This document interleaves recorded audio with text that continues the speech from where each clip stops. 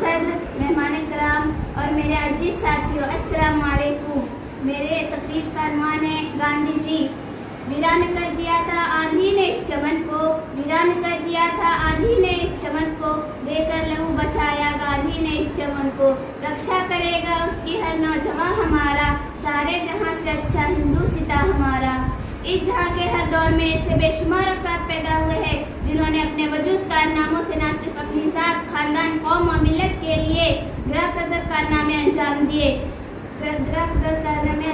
बल्कि कौमी सतह पर और आलिम इंसानियत की फलाह व बहुत के लिए बहुत से काम किए। ऐसे ही अजीम शख्सियत में गांधी जी का भी शुमार होता है। गांधी जी 2 अक्टूबर सन 1869 को पोरबंदर, गुजरात के मुकाम पर पैदा हुए। सबसे पहले गांधी जी जनूबी अफ्रीका में भारतीयों के लिए सत्याग्रह की तहरीक चलाई। 1915 में वह हिंदुस्तान वापस आए और यहाँ किसानों मजदूरों के हक के लिए आवाज़ उठाई। हिंदुस्तान पर अंग्रेजों का कब्जा था, इसके खिलाफ गांधी जी ने नमक सत्याग्रह, भारत छोड़ो तहरीक, स्वेल नाफरमानी जैसी तहरीकें चलाई। गांधी जी तस्दीक के खिलाफ थे और सच्चाई पर यकीन रखते थे। साथ ही साथ वो स्वदेशी यानी अपने देश की चीज़ों का इस्तेमाल पर जोर देते थे।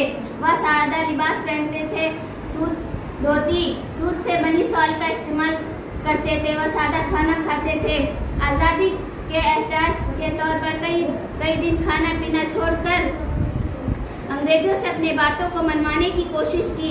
आज़ादी के लिए कई बार जेल गए।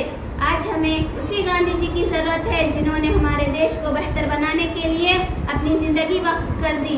गांधी जी के नज़दीक अदम तशद्दुद, ईमानदारी, समाजी मसावत, स्वदेशी, मुल्क की सलामती और एकता अहम असूल है। भले ही गांधी जी आज हमारे सामने मौजूद नहीं है, लेकिन उनके बताए हुए असूल आज भी बेहतर और कारगर है।